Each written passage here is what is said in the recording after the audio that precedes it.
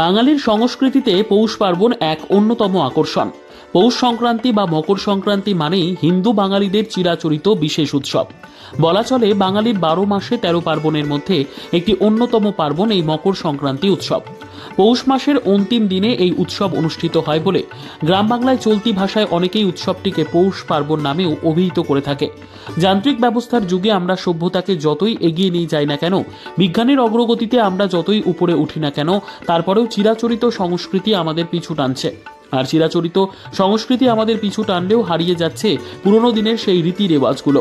সেই আগের মতো পৌষ পার্বণের আনন্দ আজ আর যেন নেই।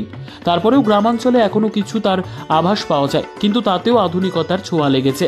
তেলিয়ামুড়া মহকুমার বিভিন্ন এলাকা, বিশেষ করে গ্রামীণ এলাকায় পৌষ সংক্রান্তির 1-2 দিন আগে থেকেই গ্রামের গৃহিণী থেকে শুরু করে গ্রামের প্রবীণ বৃদ্ধারা ও ব্যস্ত হয়ে পড়েছেন আলপনা দেওয়ার কাজে। উঠোনে নানান রঙের আলপনা দিয়ে সাজিয়ে তোলা হচ্ছে উঠোন। তেলিয়ামুড়া মহকুমার গামাইবাড়ি এলাকার বাড়িতে গিয়ে এমন দৃশ্য প্রত্যক্ষ করা গেল। বাড়ির উঠোনে চালের গুঁড়ি, সাদা মাটি ও বিভিন্ন রকম রঙের ব্যবহার করে সুন্দর আলপনা দিতে ব্যস্ত। ওনারা জানান, আগের দিনের চালের গুঁড়ি, সাদা মাটি ইত্যাদি দিয়ে আলপনা দেওয়া হতো এবং সেই জিনিসগুলির কদরও ছিল, কিন্তু বর্তমানে বিভিন্ন রকমের রং ব্যবহার করে আলপনা আঁকা হয়, ফলে চালের গুঁড়ি, সাদা মাটি প্রভৃতি সামগ্রীর কদর নেই। ওনাদের কথায় স্পষ্ট, পূর্বপুরুষদের স্মৃতি আঁকড়ে ধরে রাখতে আলপনা তারা উঠোনে দিয়ে থাকেন। ও সংক্রান্তি উপলক্ষে এটা কি আপনার যারা আগে করতো, বলতে আপনি শাশুড়ি টাশুড়ি মাটা তার থেকে শিখছেন? আচ্ছা, এটা যে নিয়ে করতেছেন, হ্যাঁ, এটা মানে আঁকতেছেন, মানে কি কি জিনিস দিয়ে তৈরি করছেন, মানে আঁকতেছেন যে এই আমরা যে ইয়ারতেছি, এটা তো সাদা মাটি লইছি। আচ্ছা, আর কি এগুলো লইছে? শুধু কিছু জল সাদা মাটি। আপনার ছেলে মেয়ে আসেনি? আছে, 2জন ছেলে। ও, মেয়ে নাই? না।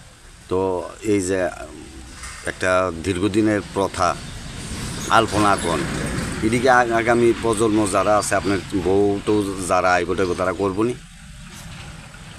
ওখানে দিনে তো ওগুলো কত আছে না, কিছু কিছু বাড়িতে করে না, সব বাড়িতে করে না, প্রায় মসজিদ করে।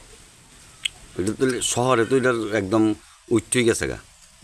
তো এটা শুধু একমাত্র ওখানে দেখা যায়, শুধু গ্রাম অঞ্চলেই কিছু আছে না। তো আপনারা সংক্রান্তি আইলেই তো এডি করেন না? আর এমনি তো লক্ষ্মী পূজা টুক পূজা হইলে না। নিজস্ব প্রতিনিধির রিপোর্ট, দুরন্ত টিভি।